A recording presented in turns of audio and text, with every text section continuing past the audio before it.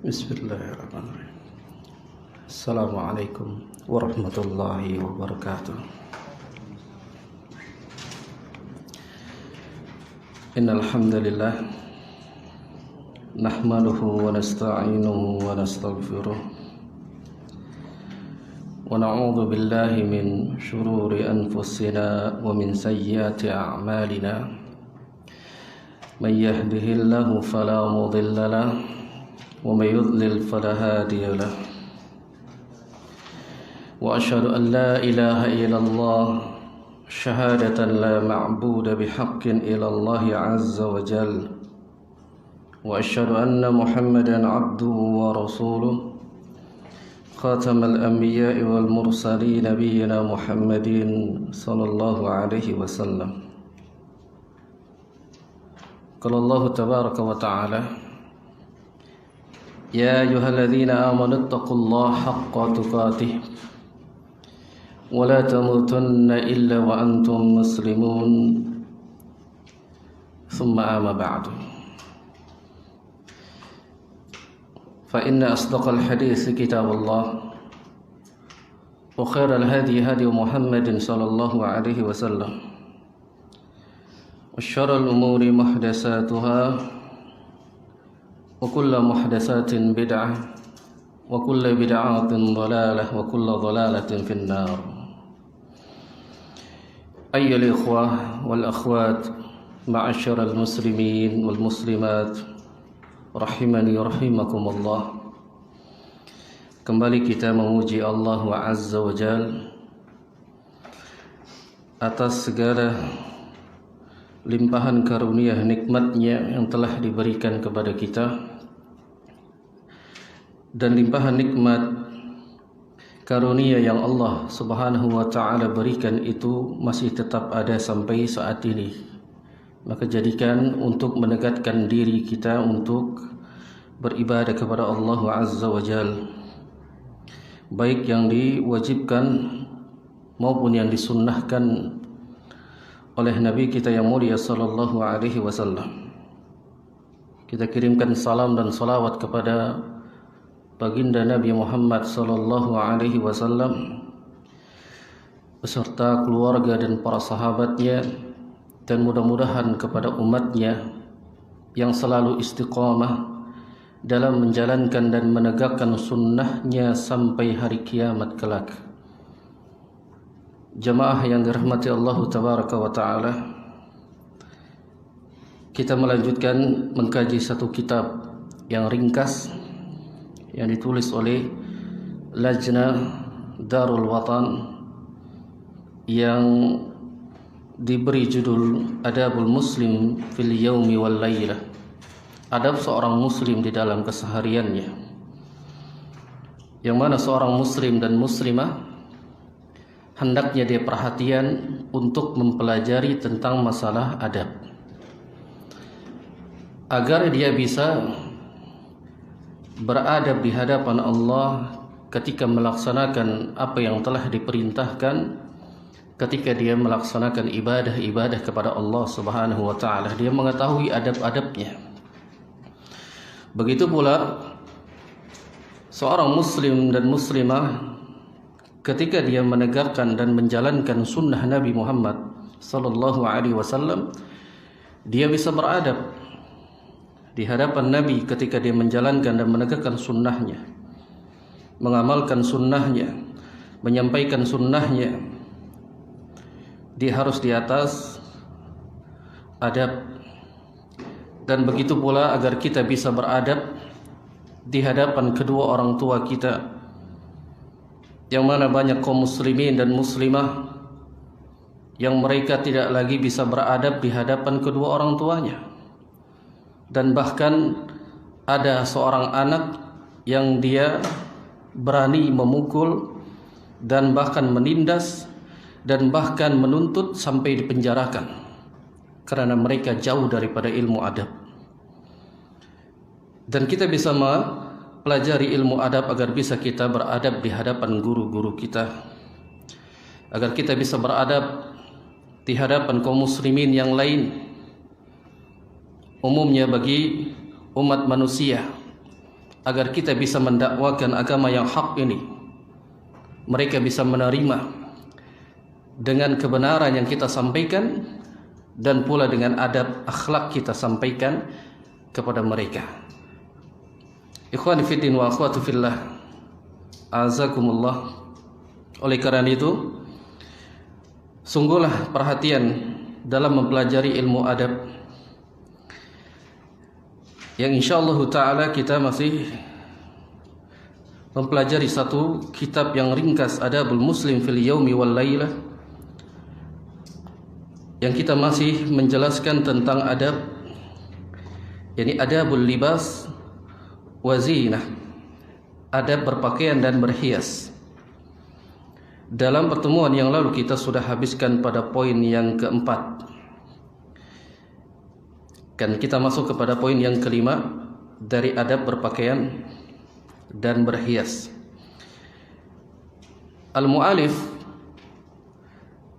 ini menuliskan pada poin yang kelima, alla yakun al-libasu bihi tasawir, yani aw sulbanu.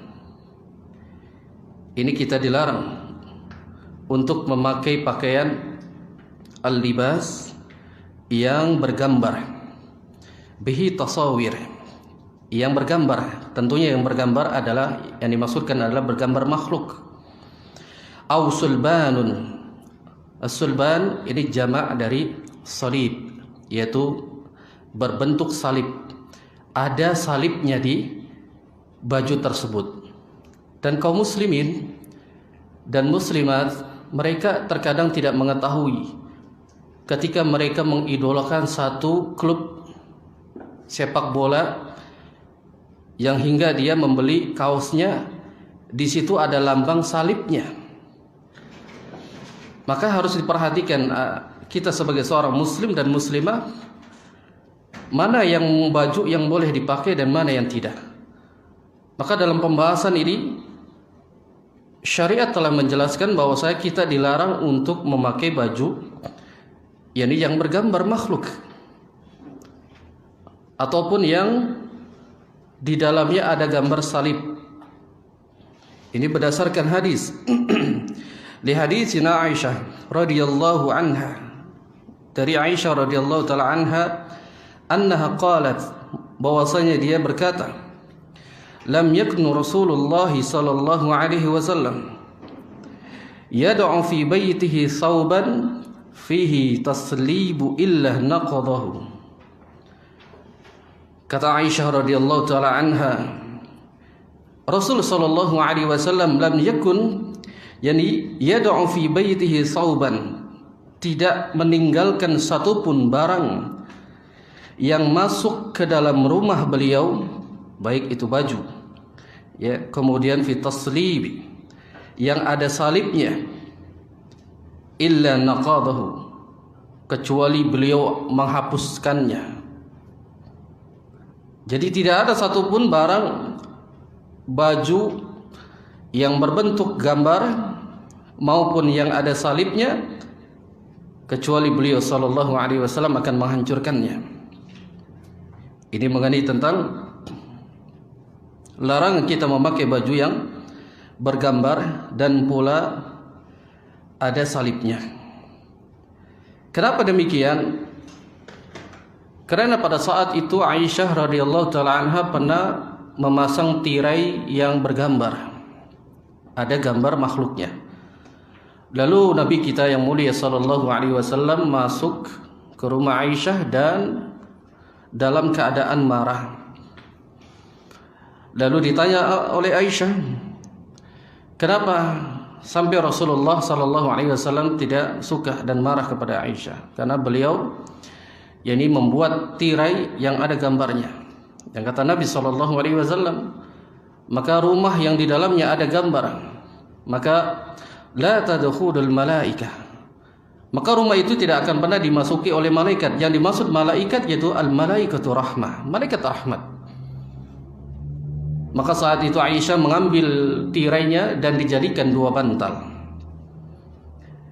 Maka di situ dia, tidaklah Rasul sallallahu alaihi wasallam. Maka hadis ini hadis yang dikeluarkan oleh Al-Imam Bukhari menjelaskan Aisyah radhiyallahu taala anha menyaksikan sebagai istri beliau sallallahu alaihi wasallam, lam yakun Rasulullah sallallahu alaihi wasallam yad'u fi baitihi thawban fihi taslibu illa naqadahu.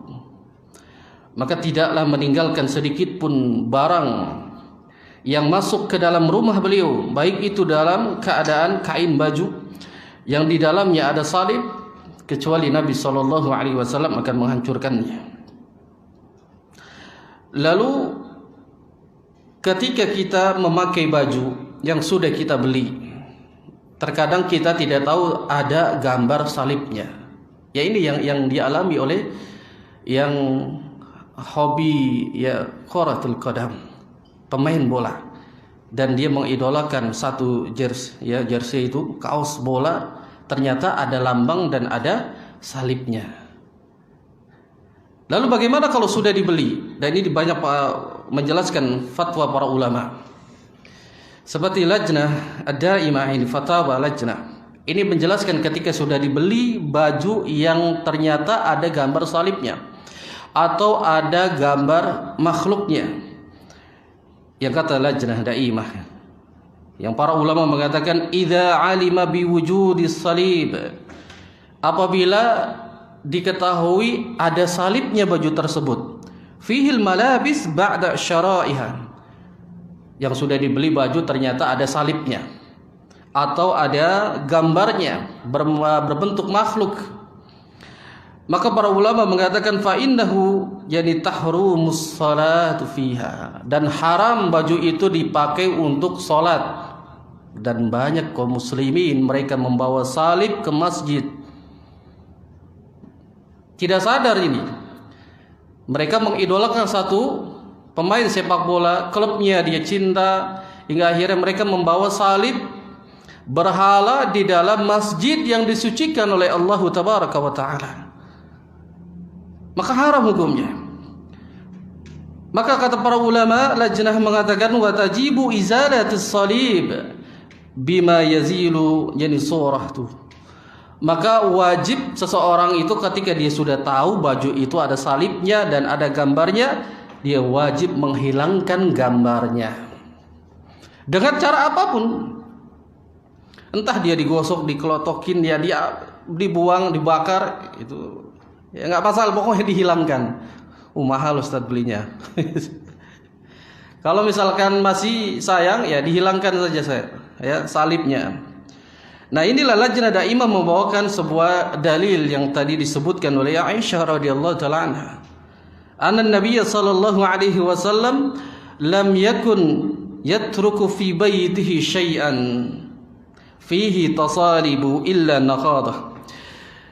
Yang Rasul sallallahu alaihi wasallam ini tidaklah meninggalkan ya sesuatu dari rumahnya yang di dalamnya ada salib, ada gambar, kecuali akan dihancurkan oleh Nabi sallallahu alaihi wasallam. Maka dia harus menghilangkannya dengan cara apapun kalau dilihat ada salibnya. Dan ini semua makar dari orang-orang kafir. Makanya harus diperhatikan, bukan hanya pada baju saja. Terkadang sajadah yang kita dipakai untuk sholat ternyata dia masuki ada salib, ternyata ada gambar makhluk. Ini makar-makar orang-orang kafir, ingin menghancurkan Islam. Para pemuda-pemudanya ingin dihancurkan dengan cara dia tasyabbuh, menyerupai orang-orang kafir, dihancurkan akidah-akidah ya para pemuda. Maka kita harus mempelajari adab ini, hendaknya perhatikan agar kita tidak memakai baju yang bergambar maupun yang ada salibnya. Kemudian ikhwan fiddin wa akhwatu fillah, azakumullah. Kita masuk kepada poin yang keenam. Adab berpakaian atau berhias pada poin yang keenam. Allah yalbisul rajulu, yani az-zahab wal harir illa ad-darurah. Seorang muslim ya, seorang laki-laki dilarang dia memakai yakni emas. Ya, yalbisul rajul az-zahab, memakai emas, wal harir, Ini sutra. Ya, tidak boleh seseorang ar-rajulu jadi az-zahaba wal harira, tidak boleh memakai emas dan tidak boleh memakai sutra illa darurah, kecuali dalam keadaan darurat. Li hadisin Ali radhiyallahu taala anhu, berdasarkan hadis dari jalan sahabat Ali bin Abi Thalib radhiyallahu taala anhu, innan nabiyya sallallahu alaihi wasallam, sesungguhnya Nabi Muhammad sallallahu alaihi wasallam akhadha hariran, memegang sutra, faja'alahu fi yaminihi, di tangan kanannya, wa akhadha dhahban, kemudian memegang emas, faja'alahu fi shimali, dengan tangan kirinya, tangan kanannya memegang sutra dan tangan kirinya memegang emas. Yang pada saat itu di hadapannya banyak para sahabat Nabi sallallahu alaihi wasallam. Makanya yang menyaksikan salah satu periwayat yaitu sahabat Ali bin Abi Thalib, yang pada saat itu Nabi sallallahu alaihi wasallam bersabda, "Tsumma qala inna hadaini haramun ala dzukuri ummati." Kata Rasul sallallahu alaihi wasallam, yang dipegang tangan kanannya adalah sutra, tangan kirinya adalah emas. Beliau mengatakan, "Inna hadaini," kedua ini, kata beliau sallallahu alaihi wasallam, haramun, haram hukumnya, ala dzukuri ummati, atas umatku, bagi laki-laki. Dan ternyata kaum muslimin tidak mempedulikan ini ketika dia sudah ingin melaksanakan menikah atau lamaran, dia memakai cincin emas. Dan terkadang bukan hanya itu, sekarang sudah banyak laki-laki memakai emas. Dia tidak bisa beradab di hadapan Nabi sallallahu alaihi wasallam, padahal syariat Rasul sallallahu alaihi wasallam melarangnya. Inilah akibat dia tidak belajar adab. Yang di hadapan Nabi sallallahu alaihi wasallam, di hadapan Allah tabaraka wa taala dia tidak beradab, apalagi di hadapan kaum muslimin yang lain. Maka dua ini diharamkan dalam syariat Islam bagi laki-laki, tentunya tidak bagi perempuan. Yang disebutkan dalam keadaan darurat illa darurah, ini bagi laki-laki diperbolehkan kalau dia pakai sutra dalam keadaan darurat. Apa daruratnya? Sutra itu kalau laki-laki memakainya boleh, asalkan dia terhilangkan dari satu penyakit kulit, gatal, kusta. Maka diteliti ternyata kain sutra itu adalah kain yang lembut. Terkadang orang yang punya penyakit kulit, kan dia tidak bisa memakai baju yang biasa, dia akan tergesek dan akan terus gatal. Tapi sutra itu kalau dia pakai lembut. Tapi Anda pun belum pernah tahu sutra itu kayak apa. Siapa yang sudah melihat sutra? Anda pun belum pernah tahu kayak apa itu kain sutra. Ya. Yang memang pada zaman Nabi Muhammad sallallahu alaihi wasallam itu adalah pakaiannya orang-orang bangsawan. Mahal. Makanya sampai saat ini mungkin mahal, tapi hanya dipakai oleh orang-orang bangsawan. Tapi di dalam Islam, syariat Islam dilarang, walaupun itu orang bangsawan. Dia mampu bisa membeli kain sutra, dia mampu pula, orang yang bangsawan, orang yang mampu, orang yang kaya, dia mampu untuk membeli emas, tapi dilarang untuk laki-laki untuk dipakai. Tapi dalam keadaan darurat adalah boleh dia memakai ketika dia memiliki penyakit kulit. Nah, ini yang disebutkan oleh al-mu'alif, penulis, diperbolehkan dalam keadaan darurat. Hadis ini dikeluarkan oleh Abu Daud dan disahihkan oleh Syekh Al-Albani rahimahullahu taala. Maka kita harus perhatikan tentang masalah emas. Yang dilarang adalah bagi laki-laki. Adapun bagi perempuan, yang mana ketika seseorang memakainya, maka ini tidak ada larangan. Dalam hadis yang lain dari Anas bin Malik, dia berkata, Nabi SAW bersabda, La talbasu al-harira, janganlah kalian memakai kain sutra, memakai sutra. Fa innahu man labisahu fid dunya, maka barang siapa yang dia mengenakannya di dunia, memakai sutra, lam yalbashu fil akhirah, maka dia tidak akan bisa memakainya nanti di akhirat. Kenapa demikian? Hadis Rasulullah SAW mengatakan demikian. Dilarang dipakai di dunia, ya, tapi nanti kita akan memakainya nanti di akhirat. Yang dimaksudkan adalah di surga. Yang para ulama mengatakan, padahal kalau kita mengetahui penduduk surga, ya, mereka adalah, ya, sutra, seakan-akan ini adalah kinayah, ibarat.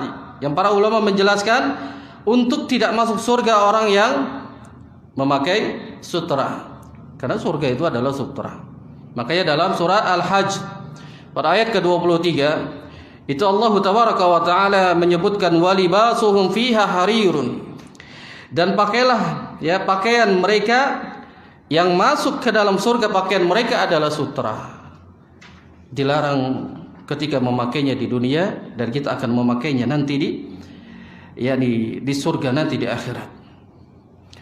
Dalam hadis yang lain pun dikeluarkan dalam riwayat Al-Imam Bukhari dan Al-Imam Muslim dari jalan sahabat Hudzaifah radhiyallahu taala anhu, Nabi sallallahu alaihi wasallam bersabda, la talbasul harira wala dibaja wala tashtarabu fil inayatadz dzahab wal fiddah, janganlah kalian mengenakan pakaian sutra, wala dibaj, dan pula ini dibaj ini sejenis sutra juga, maksudnya itu sutra yang kain, baju, pokoknya sejenis dia yang masuk ke dalam sutra, maka itu dilarang. Wala tashrabu, dan jangan kalian minum ini fi aniyatiz dzahab wal fiddah, tidak boleh minum dalam bejana yang terbuat dari emas dan perak.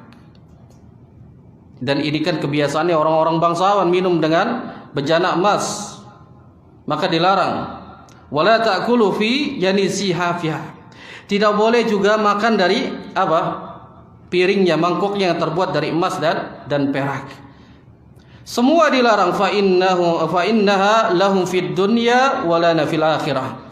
Semua dilarang ketika di dunia, dan bagi kita nanti di akhirat tidak dilarang. Ternyata di surga semuanya terbuat dari emas, pakaiannya sutra, ya, minumannya masya Allah nanti, ya, madu, dan bahkan lebih manis daripada madu.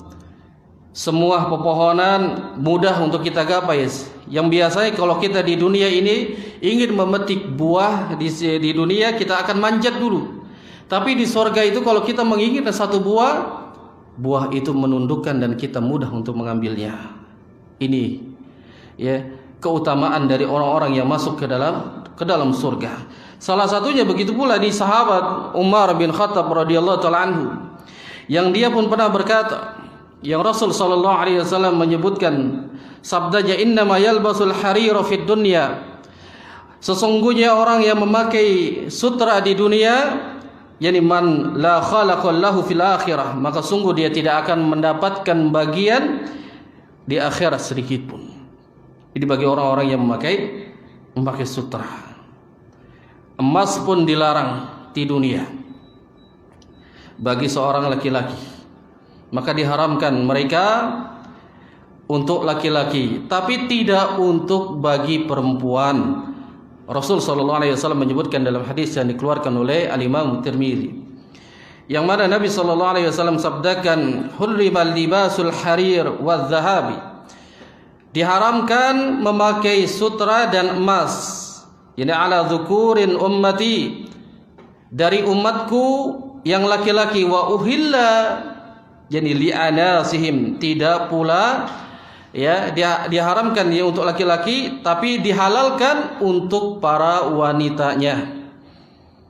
Jadi para wanita dihalalkan mereka memakai emas dan memakai sutra. Oleh karena itu, ya, para wanita dia minta beli emas karena halal bagi mereka. Gitu ya. Masya Allah, ini keutamaan. Kenapa para wanita boleh memakai emas, boleh memakai sutra? Ya, karena itu adalah satu perhiasan dan tidak boleh satu perhiasan dia tampakkan kepada yang bukan mahramnya. Maka disitulah ada yang namanya tabarruj. Berhias diri di hadapan orang lain itu haram hukumnya. Kalau kita melihat banyak para ummahat, kalau sudah kondangan, dipakai semua gelangnya, kalungnya, cincinnya, tabarruj. Seolah-olah dia yang paling banyak emasnya. Masya Allah, ini harus dihindarkan. Boleh dia berhias di hadapan suaminya, boleh. Tapi tidak di hadapan, ya, orang-orang yang bukan mahramnya. Kemudian kita masuk kepada poin yang ketujuh. Pada poin ketujuh, al yuqtilur rajulu thawbahu bihaitsu yujawizul ka'baini. Ini dilarang seseorang laki-laki memakai baju, celana, memanjangkan bajunya atau ya celananya bihaitsu yujawizul ka'baini, ya senantiasa dia memakainya sampai melewati dua mata kakinya. Ini bagi laki-laki, dia sampai melewati dua mata kakinya, dan ini yang disebut dengan musbil, orang yang menjulurkan pakaiannya sampai melebihi dua mata kaki. Maka istilah pada saat ini celana disebut dengan la isbal, ya. Maka disebut dalam syariat itu adalah namanya irfa. Tapi la isbal itu jadi produk tidak isbal.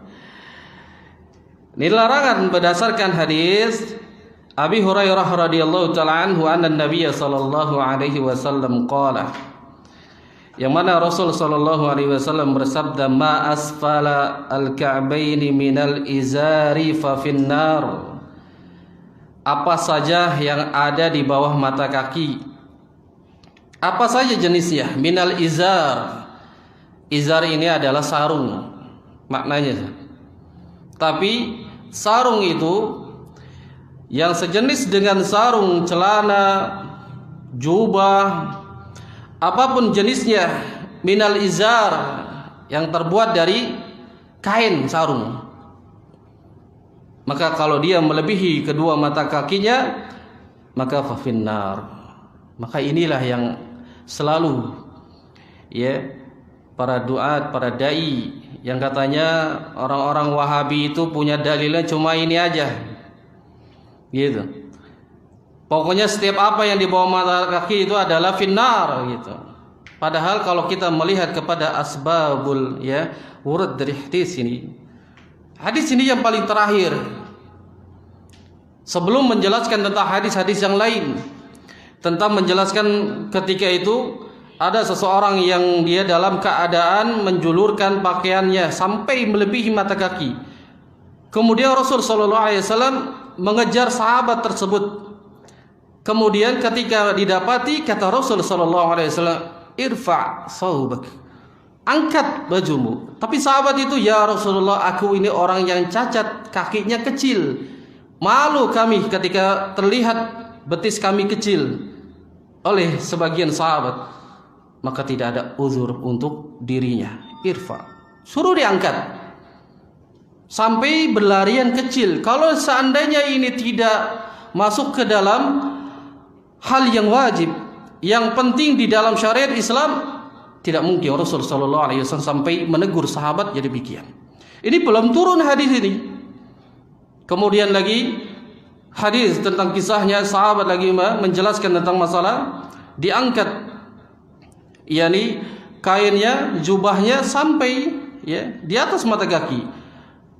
Lalu lewatlah sahabat Abu Bakar As-Siddiq. yang dia mengatakan bahwasanya kami adalah orang yang kurus ketika kami sudah berusaha untuk menaiki jubah kami, tapi selalu turun lagi. Maka kata Rasul sallallahu alaihi wasallam pada saat itu menjelaskan, adalah orang-orang yang sombong yang ketika dia menjulurkan pakaiannya sampai melebihi mata kaki. Maka sahabat itu mengatakan, sahabat Abu Bakar, apakah kami termasuk orang yang sombong ya Rasulullah? Engkau adalah bukan orang yang termasuk orang yang sombong. Kenapa Rasul menyebutkan demikian?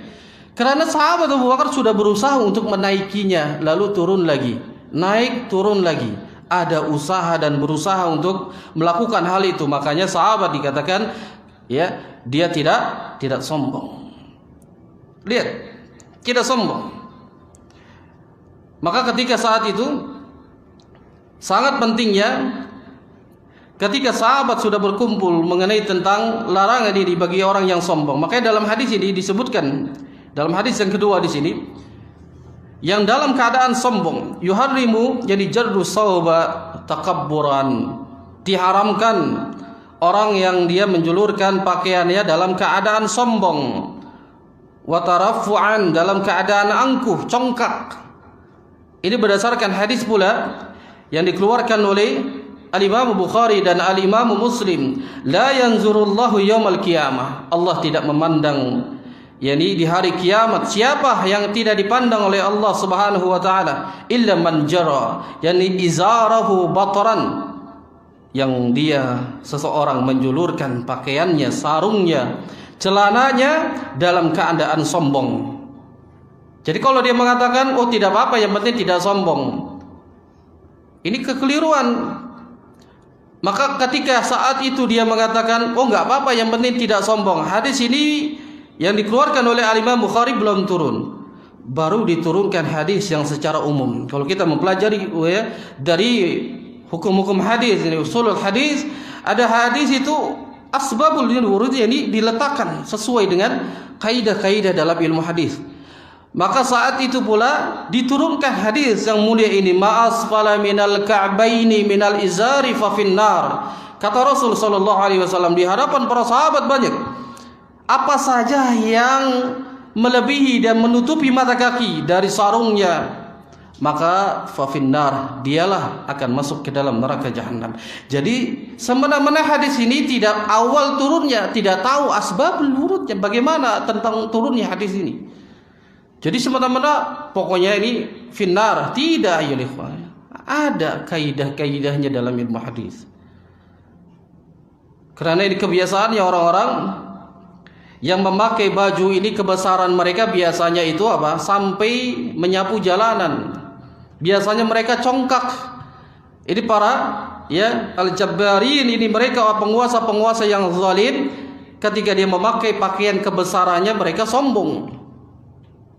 Begitu. Maka diturunkan hadis-hadis oleh Rasulullah sallallahu alaihi wasallam. Maka diharamkan di sini kalau dia dalam keadaan ya menjulurkan pakaiannya.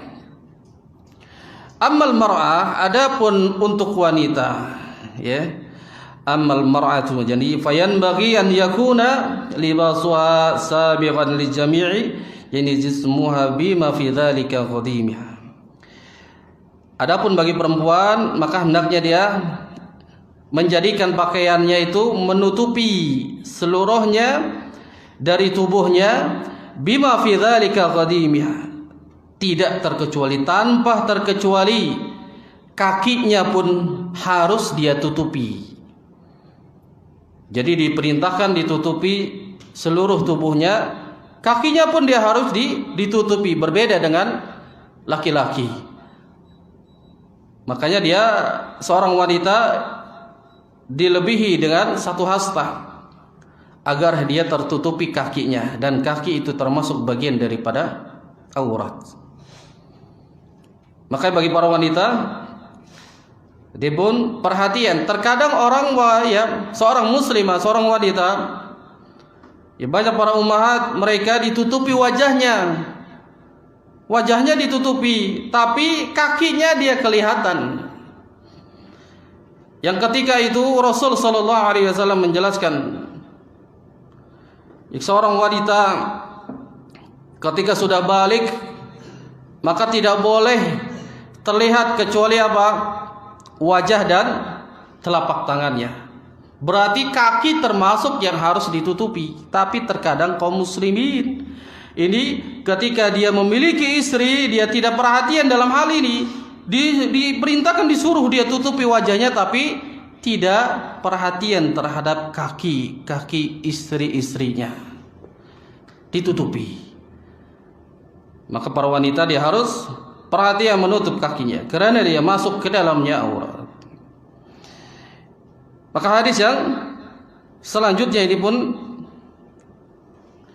sudah kita jelaskan, diharamkan dia memakai baju dalam keadaan sombong dan angkuh, ya takabburan ini wa tarufan. Jadi dalam keadaan sombong, angkuh, lebih-lebih itu diharamkan, dan dia tidak akan pernah masuk ke dalam surga karena tidak dipandang dengan pandangan rahmat. Dalam hadis yang lain pun menyebutkan ada 3. Salah satun la yadkhulul jannah, tidak akan masuk ke dalam surga. Dan bahkan dia tidak dilihat, la yanzuru yaumal qiyamah, tidak dilihat nanti di hari kiamat dengan pandangan rahmat. Salah satunya di dalamnya ada orang-orang yang menjulurkan pakaiannya, yaitu al-musbil. Ini orang-orang yang tidak akan dipandang dengan pandangan rahmat. Kenapa sampai demikian rahmat itu kita cari? Karena seseorang masuk surga itu bukan karena amalannya, bukan karena banyak ibadahnya, bukan. Seseorang masuk surga itu karena rahmat dari Allah ya Azza wa Jalla. Oleh karena itu, banyaknya ibadah, banyaknya amalan kita tidak menjadi jaminan akan kita bisa masuk ke dalam surga. Karena itu yang disebutkan oleh Nabi SAW kepada sahabatnya.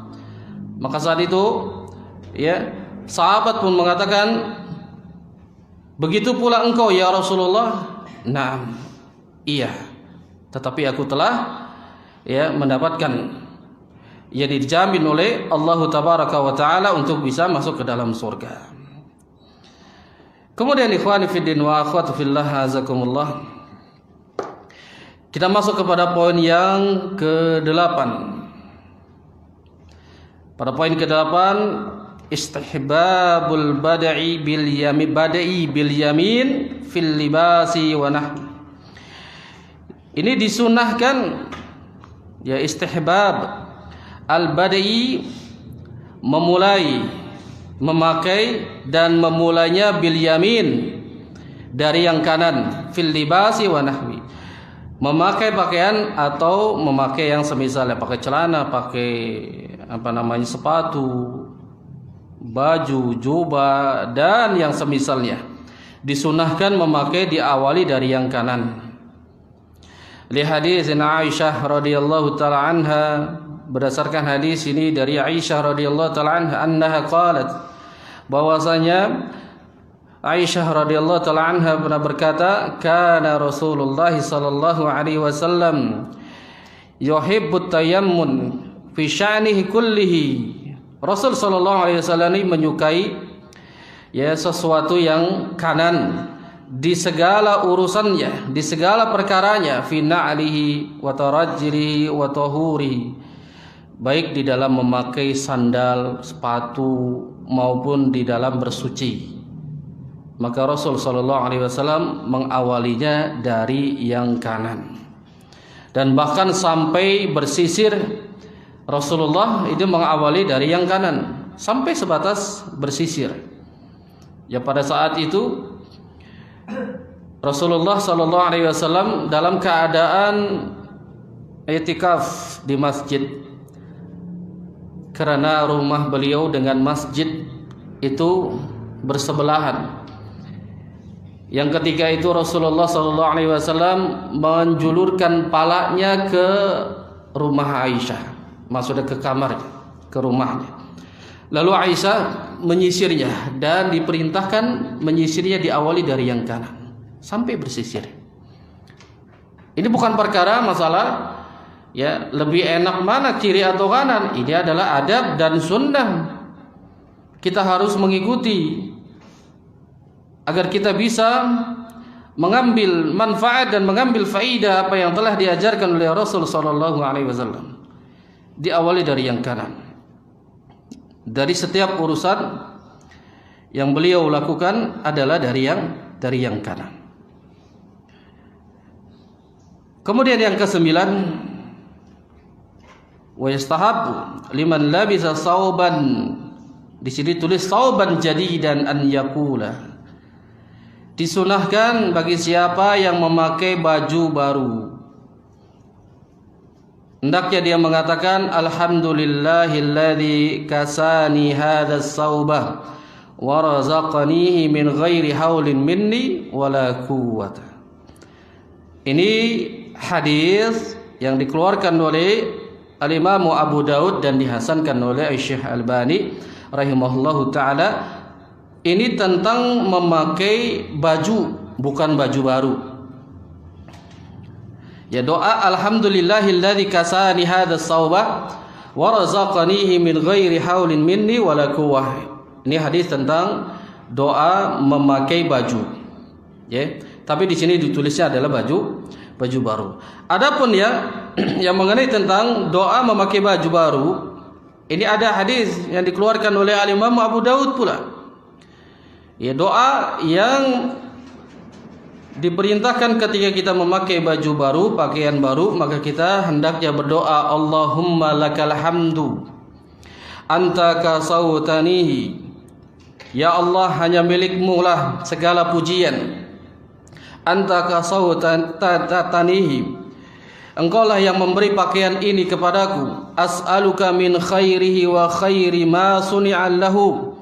Aku mohon kepadamu agar mendapatkan memperoleh kebaikan dan kebaikan apa yang telah diberikan dari pakaian ini. Wa a'udzu bika min syarrihi wa syarri ma suni'a lahu, dan aku berlindung kepadamu dari kejahatan dan kejahatan apa yang telah diciptakan karena pakaian ini. Ini doa memakai baju yang baru. Allahumma lakal hamdu anta kasautanihi as'aluka min khairi wa khairihi ma suni'a lahu wa a'udzu bika min syarri wa syarri ma suni'a lahu.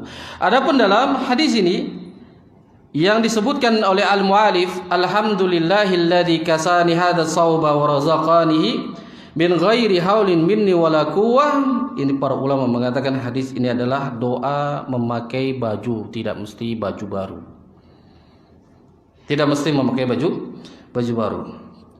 Maka yang disebutkan pada poin ke-8, istihbabul bada'i bil yamin wa libasi wa nahwi, disunahkan untuk memakainya dari yang kanan. Antum kalau pakai kaos baju dimulai dari yang mana? Palanya dulu pasti. Iya. Iya aja dah. Sekarang dirubah. Kita disunahkan untuk memakai yang kanan. Jadi kalau pakai kemeja atau jubah, kaos, maka masukkan dulu tangannya. Tangannya masukkan. Ya, bersama dengan kepalanya masukkan. Yang kebiasaan kita palanya dulu. Baru masuk kanan. Karena pala ada yang kanan enggak? Ada yang kanan pala? Kalau dia ada cabang dua ya, kanan kiri. Nah, itu diperintahkan menggunakan yang kanan. Lalu kita sambil berdoa kepada Allah, alhamdulillahilladzi kasani hadzal sauba wa razaqanihi min ghairi haulin minni wala quwwah. Sambil berdoa. Celana pun demikian, pakai yang kanan dulu. Sampai tubanun, antum memakai dari yang kanan. Ayo. Tubanun. Mana tuban? Ini adalah masalah yang tidak terlihat, tapi bagi Allah Azza wa Jalla, dialah orang yang mengikuti sunnah, mendapatkan sunnah Nabi Sallallahu Alaihi Wasallam, karena dia memakai diawali dari yang kanan. Sampai segala hal Rasul Sallallahu Alaihi Wasallam melakukan dari yang kanan, diperintahkan dari yang kanan. Sudah aja. Baik, insyaallah taala kita habiskan dalam bab libas, ya, dalam memakai adab berpakaian dan berhias kita habiskan. Tapi setelah salat Isya berjamaah. Aqulu qouli hadza wa astaghfirullah li wa lakum. Alhamdulillah rabbil alamin. Wassalatu wassalamu ala Rasulillah wa ala alihi wa sahbihi wa man tabi'ahum bi ihsanin ila yaumiddin, amma ba'd. Ikhwani fid din wa akhwatu fillah, azakumullah. Kita lanjutkan pembahasan kita dari kitab Adabul Muslim fil Yaumi wal Lailah. Adab seorang muslim di dalam kesehariannya, dan kita masih melanjutkan dalam bab yakni berhias dan adab di dalam berpakaian. Kali ini kita masuk ke dalam poin yang ke-10 dari bab memakai pakaian dan berhias. Pada poin ke-10 ini al-mu'alif menjelaskan wa yastahabbu labisal abyadu minas siyabi. Disunahkan memakai baju yang berwarna putih ya dari pakaiannya. Disunnah memakai baju berwarna putih berdasarkan dalam hadis yang disebutkan oleh mu'alif, dalam hadis yang dikeluarkan oleh al-Imam Ahmad dan disahihkan oleh Syekh Albani rahimahullahu taala, yang mana Rasulullah sallallahu alaihi wasallam bersabda, albasu min siyabikumul bayadha. Pakailah pakaian dari pakaianmu yang berwarna putih. Fa innaha khairu siyabikum, maka sesungguhnya pakaian sebaik-baiknya pakaian yang kalian gunakan adalah berwarna putih. Dalam hadis yang lain ini ada tambahan dalam riwayat setelah dari fa innaha khairu siyabikum wa kaffinu fiha mautakum. Ada tambahan dari hadis ini, maka sesungguhnya pakaian yang berwarna putih adalah sebaik-baiknya pakaian, wa kaffinu, dan kafanilah, fiha mautakum, apabila di antara kalian ya telah mati dari mayit-mayit, maka hendaknya dia kafani dengan kain yang berwarna putih. Memang di sini disunahkan memakai yang putih. Akan tetapi ada sedikit perbedaan di kalangan para ulama tentang berpakaian putih apakah boleh digunakan untuk para wanitanya. Maka di situ dijelaskan oleh banyak para ulama sebagaimana yang dijelaskan oleh Syekh Shalih Al-Utsaimin rahimahullahu taala. Kata beliau, melihat kepada kebiasaannya di satu negara atau satu daerah tersebut. Kalau seandainya pakaian berwarna putih di situ adalah kebiasaan dipakai pula untuk para wanita, maka di situ diperbolehkan. Karena hadis ini yang beliau jelaskan, ya albisu min siyabikum al-bayadha, ini secara umum kata beliau, baik itu yang laki-laki dan perempuan. Akan tetapi jika di antara para wanitanya memakai baju yang warna putih, akan tetapi tidak terkenal di dalam satu negara atau satu daerah tersebut, maka dia masuk ke dalam larangan. Karena biasanya warna putih itu adalah sebagai perhiasan, yang mana perhiasan itu tidak boleh ditampakkan kepada selain yang bukan mahramnya. Ada yang mengatakan dia masuk ke dalam secara umum diperbolehkan. Adapun yang mengatakan tidak. Ini tentang masalah khilaf jadi kalam para ulama. Mungkin di negeri kita ini baju putih dijadikan wanita pun memakai. Seperti mukena sudah pakai putih. Itu di situ ada khilaf di kalangan para ulama. Akan tetapi beliau mengatakan di daerah Najd di Saudi Arabia, para wanita mereka tidak pernah memakai pakaian warna putih. Identik mereka memakai pakaian yang warna hitam dan yang semisal dari hitam yang gelap. Karena mereka beranggapan bahwa putih itu adalah perhiasan bagi mereka dan boleh dia memakainya ketika di hadapan para suami-suami mereka atau dari keluarga mereka yang mahram. Wallahu a'lam, ini ada khilaf di kalangan para ulama. Kita masuk kepada poin yang ke-11. Yastahabu isti'mal yani at-tibi lirajuli wal mar'ati. Disunahkan menggunakan jadi at-tibi ini minyak wangi, parfum. Disunahkan memakai minyak wangi lirajul, ya, baik itu laki-laki wal mar'ah maupun perempuan. Sunnah memakai minyak wangi. Illa an yakuna muharramaini bihaji aw umrati. Kecuali dia memakai dalam, ya, yang diharamkan, dua yang diharamkan ketika memakainya. Parfum itu diharamkan dalam keadaan berhaji atau umrah. Tidak boleh seseorang baik laki-laki dan perempuan dia memakai parfum ketika haji dan ketika umrah. Au takun jadi al-mar'atu muhaddatu ala jadi zaujin. Dan pula para wanita ini memakai parfum, dia diperbolehkan asal tidak suaminya muhaddatu ala zaujin ini tersinggung, menyinggung suaminya. Yang dimaksudkan di sini adalah al-maddatu ala zaujin, yang membuat suaminya murka, membuat dia marah. Au takun yani fi makanin fi rijalin ajanib.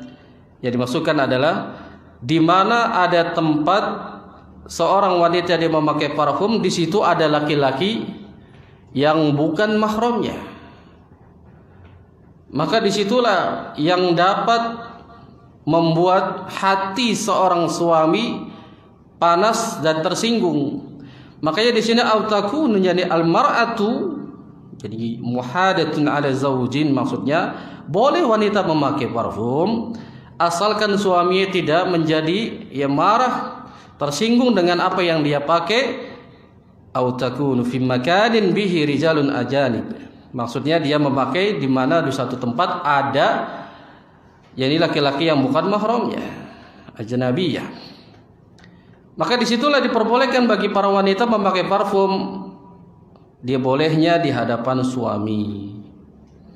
Tidak boleh dia yang memakai kemudian dinikmati oleh laki-laki yang bukan mahramnya.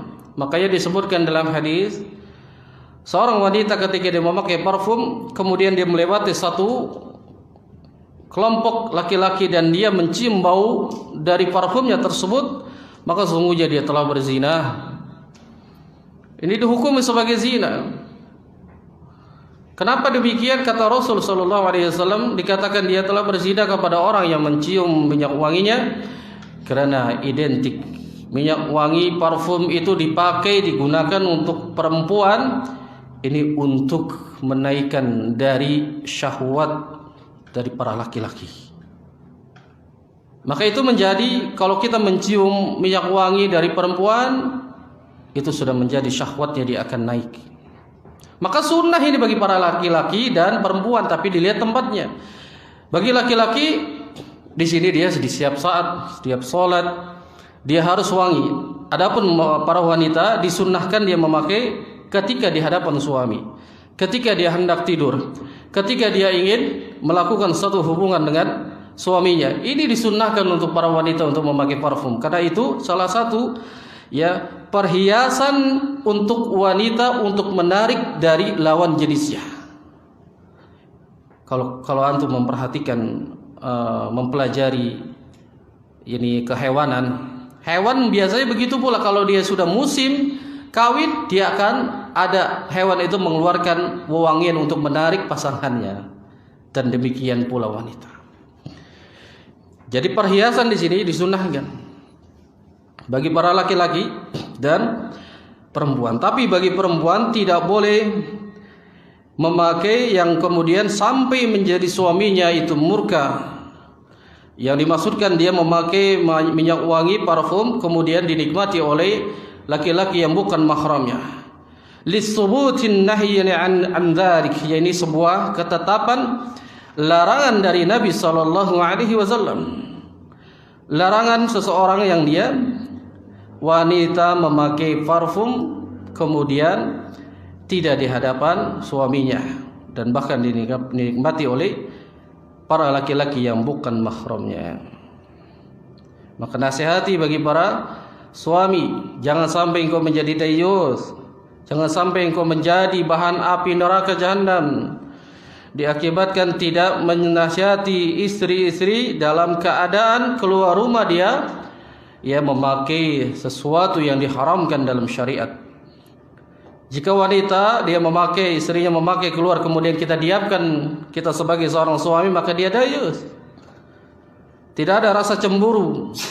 Makanya di sini disebut antakuna al-mar'atu muhaddada 'ala zawjin. Dia harus begitu, harus ada punya rasa cemburu. Kemudian ikhwan fillah wa akhwat fillah, yang terakhir kita masuk ke poin yang ke-12. Yahrumu 'ala al-mar'ati washmi wa namzi wa talaji wa tafalliz lil husni al-wasili. Diharamkan nih seseorang wanita yang dia menggunakan membuat hiasan di tubuhnya atau disebut dengan mentatonya, dan pula wanamsi, perempuan yang menyambung rambut atau minta disambungkan, watafallaz lil husni al wasli. Jadi pula para wanita dilarang untuk merapatkan giginya atau pula dia merenggangkan giginya demi untuk mempercantik, menyambung rambut. Semua larangan bagi para wanita. Ketika para wanita melakukan ini, maka Allah Subhanahu wa taala melaknatnya mereka. Ini berdasarkan dalam hadis yang Rasul sallallahu alaihi wasallam bersabda, la'anallah al-wasimati wal mustawsimat wan nasimat wan namisati wal mutanammisat wal mutafallijati lil husnil mutaghayyir mughayyirati khalqallahu azza wa jalla. Maka Allah Subhanahu wa taala melaknat bagi siapa perempuan ini, para wanita yang dia membuat, yang mentato tubuhnya, wajahnya atau yang lainnya, dan pula para wanita yang minta ditato, dan pula para wanita yang menghilangkan bulu di wajahnya, baik itu di atas alisnya, dia menghilangkan demi kecantikannya, atau dia dihilangkan dari bulu wajahnya untuk demi mempercantik dirinya, atau dia merenggangkan giginya, merapatkan giginya, semuanya dalam rangka merubahnya li husni al-mughayyirati khalqallah, dalam rangka untuk mengubah ciptaan Allah Azza wa Jal. La'anallah, Allah melaknatnya. Allah Subhanahu wa taala melaknatnya. Dalam hadis yang lain itu disebutkan dalam riwayat muttafaqun alaih, la'anallahu al-wasila, yang dimaksudkan di sini al-wasila, la'anallahu al-wasilata wal mustawsilah, al-wasimah wal mutasawsimah. Allah Subhanahu wa taala melaknat bagi para wanita yang menyambung rambutnya dan minta disambungkan. Yang dimaksudkan menyambung rambut adalah dengan konde atau rambut palsu, atau yang disambungkan pada zaman sekarang ini. Para wanita yang memakai rambut, menyambung rambut, merubah termasuk bagian daripada ciptaan Allah Subhanahu wa taala. Merenggangkan gigi, merapatkan gigi, memotong gigi demi untuk kecantikan, termasuk bagian daripada masuk ke dalam merubah ciptaan Allah Subhanahu wa taala. Tapi para ulama, jika pada saat ini ada beberapa yang boleh dia rubah, seperti gigi yang terkenal sekarang apa namanya itu? Behel. Benar, behel ya. Itu dalam rangka jika dia memakai behel, ini ada manfaatnya. Misalkan kalau sebelum dia memakai behel, gigi dia panjang. Ini misalkan, mohon maaf.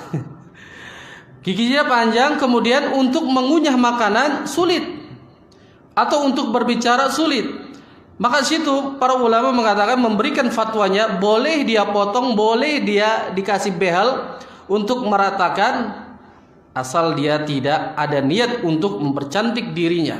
Memang dia sengaja untuk dipotong, untuk ada manfaatnya, untuk bisa mengunyah makanan, untuk bisa berbicara, maka di situ diperbolehkan. Tapi yang dimaksudkan dalam hadis ini, yang dia merubah demi apa? Untuk memperbagus, untuk mempercantik, maka itu haram hukumnya. Maka dilaknat itu perempuan-perempuan yang semacam itu. Maka dalam hadis, li husnil mughayyirati khalqallah, demi untuk mempercantik, merubah yang pada hakikatnya itu ciptaan Allah. Yang pada saat ini aja, yang seperti ini aja dilarang, apalagi merubah kelamin. Na'udzubillah. Ya. Yang dia mengerok alisnya saja bagi para wanita itu diharamkan. Ingat, bagi para jomblo kalau dia mau nikah, nggak boleh tuh istrinya dikerok-kerok ini. Ya, nggak boleh. Bagi para abah juga boleh, yang mau nikah lagi, para kasih tahu nanti istri keduanya, ketiganya, keempatnya, jangan dikerok, nggak boleh, haram, dilaknat. Maka dia termasuk bagian daripada merubah ciptaan Allah. Maka cukuplah apa yang telah kita diberikan kenikmatan oleh Allah Subhanahu wa taala, dari segala kenikmatan wajah. Ya sudah ganteng ya ganteng aja, nggak usah dirubah-rubah. Gitu ya. Mau jadi lebih ganteng lagi nggak usah, ganteng cukup. Yang cantik sudah cantik. Tapi ganteng dan cantik bukan hanya penampilan di luar saja, tapi hati yang dicari. Maka ini tentang masalah hukum, ya, secara zahir merubah daripada perilaku, ya, wanita merubah ciptaan Allah dari mengerok alisnya, menyambung rambut, yang kemudian dia merubah giginya dan semisalnya, maka wanita-wanita tersebut adalah mendapatkan laknat dari Allah Subhanahu wa taala. Wallahu a'lam bishawab. Ini dari bab tentang masalah memakai pakaian atau perhiasan. Kita habiskan pada poin yang terakhir, pada poin ke-12. Insyaallah taala nanti kita akan lanjutkan dalam adab berikutnya, adabut thariq. Insyaallah ini adab dalam berjalan, yang insyaallah ini pun banyak faidahnya, banyak manfaatnya, karena kita suatu saat kita akan mengalami apa yang telah dilarang dalam syariat Islam. Tapi kalau kita belajar, maka kita akan mengeremnya dan kita bisa kembali kepada apa yang telah kita dapat, ilmu itu kita amalkan. Wallahu a'lam bishawab. Selebihnya mungkin kita akhiri dulu, mungkin ada soal nanti boleh dipertanyakan. Subhanakallah bihamdik, asyhadu an la ilaha illa anta, astaghfiruka wa atubu ilaik. Wassalamualaikum warahmatullahi wabarakatuh.